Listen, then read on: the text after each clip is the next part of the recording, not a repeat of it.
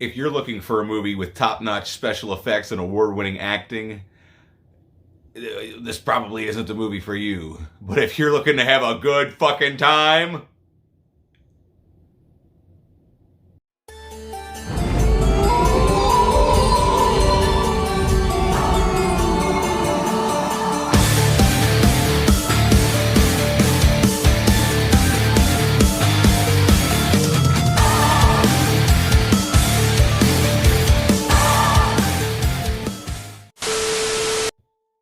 hey everybody, it's Drewski McGillicuddy, and I have finally watched Basket Case from 1982, directed by some guy named Frank Henenlotter or something like that. He's a guy who grew up in New York City watching the midnight movies, the Grindhouse movies, and he wanted to make his own Grindhouse movie, so therefore we get Basket Case. Now, this movie has an interesting history. Believe it or not, the director was actually ashamed of this movie. He didn't think anybody would see it. He only wanted, the people on 42nd Street to go to the midnight movies to see it. He wasn't expecting it to get, nationally distributed or let alone internationally distributed. And then for a movie of this caliber, like this, I can't really explain it, but this movie has like an exorbitant amount of cheese and camp. But it's not the same kind of cheese and camp in the sense of, say, like Sleepaway Camp or Sleepaway Camp 2, because those are camp movies that have camp. Anyway, Basket Case, on the other hand, is just this batshit, wildly crazy, hard to believe kind of story that, just grabs you by the fucking heart and pulls at your heartstrings for some reason, and I can't really explain it. Now, I did not go into this movie expecting to come out with the feelings about it that I have, and I don't want to spoil the rating, but goddammit, I fucking love this goddamn movie. I fucking loved every fucking minute of it. From the very first terrible line of dialogue in this movie. It's not that the line of it's just, who's that? But just the performances in this movie. There's a sight to behold. There's something to be witnessed with these performances. Because, I grew up watching the Toxic Avenger and Troma movies, which I haven't really seen all that many aside from the Toxic Avenger quadrilogy and, say, Redneck Zombies. But just a certain flair to the acting in those movies that, resonate in Basket Case. Like, I could see Basket Case being a Troma movie. As a matter of fact, I think they might have distributed the second one or the third one. One of they helped with the distribution of one of the sequels. I don't know. I'm pretty sure both sequels come from Synapse, but I'm pretty sure Synapse probably helps Troma. I don't fucking know. I'm not a goddamn professional. But what I do know is that if you've never seen Basket Case, I honestly gotta tell you, don't watch this fucking review. Don't watch any other fucking reviews.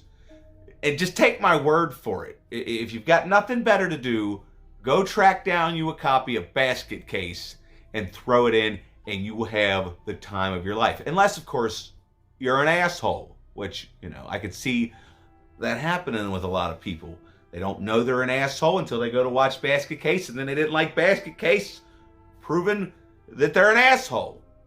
So, Basket Case follows Dwayne Bradley, and he's walking around with this basket on 42nd Street in New York City. He comes across the first hotel he sees because he's down there on a mission from upstate New York. He's in New York City on a mission, and he just comes across the first hotel, checks into that hotel, and he kind of does a stupid thing where he wads this big wad of cash around, so all these shady, shisty type characters that you would only see in 1980s New York,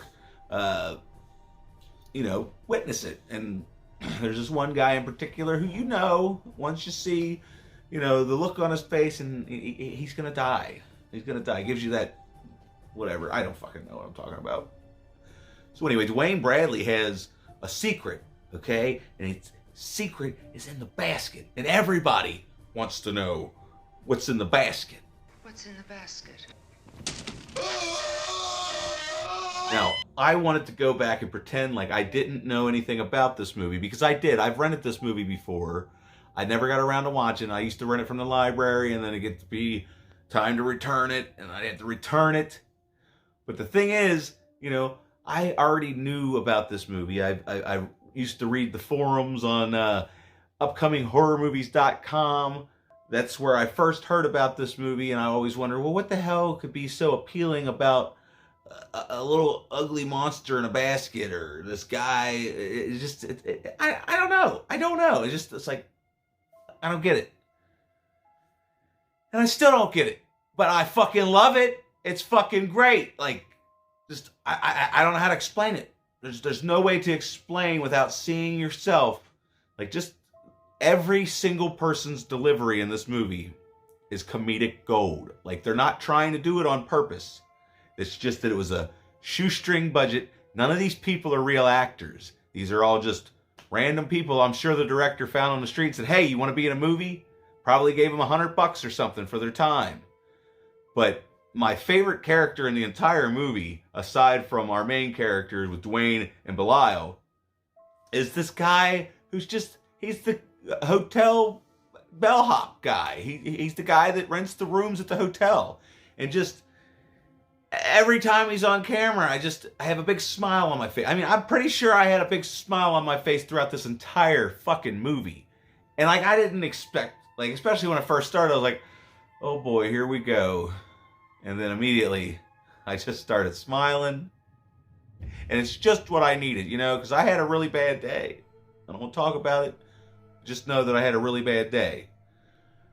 Anyway, this fucking movie is incredible. It's about a guy who has a Siamese twin attached to him, and their mother dies giving birth to them. So the father technically resents both of them. But since Dwayne seems normal, there's hope for him. But there's no hope for Belial, which is why his name is Belial. He was named after a demon.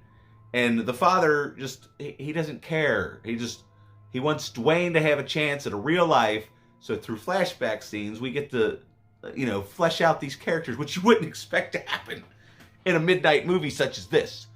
But that's the thing that this movie does really well, is that it goes into a flashback and it goes to show you the backstory for Belial and Dwayne, so you see why they have such murderous intent towards these doctors that separated them, because they didn't want to be separated.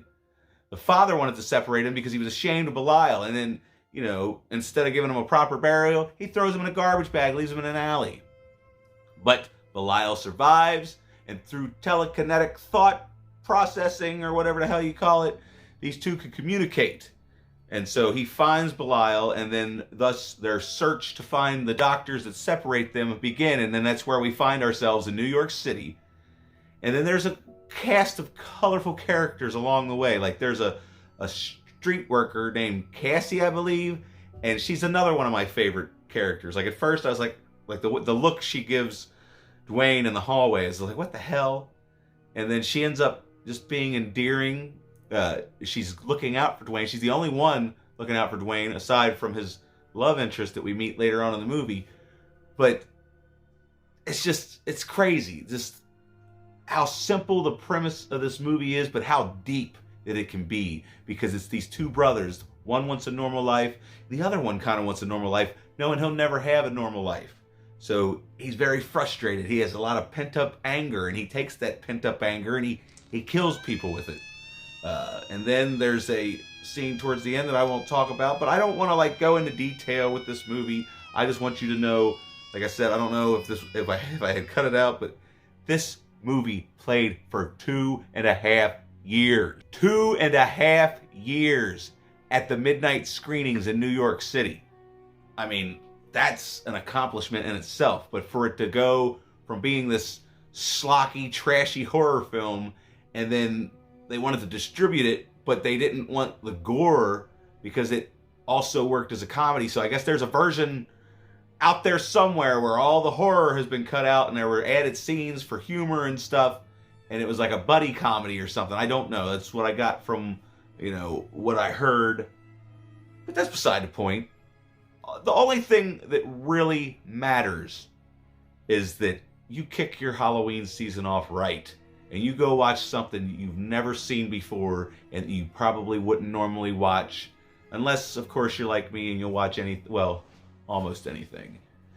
Because this movie is a motherfucking bona fide classic. And that's all I can really say about it without you witnessing it for yourself. There's nothing I could really say other than I just enjoyed the fucking shit out of myself. And I felt that since it's October, I better get these goddamn videos made or nobody's gonna want to watch this channel. Please, if you have seen this movie, let me know in the comment section down below. If you haven't seen this movie, let me know in the comment section down below. There's all these buttons you can push. There's a bell, or I've heard. And then, if you want to help support this channel so that I can, have a better budget, or just, if you want to support this channel, there's a link for the fucking, what's it called? Patreon? Jesus Christ, I'm terrible. No wonder nobody wants to fucking... Thanks. If you want to help out, you can. If you're not, thanks for watching. Anyway,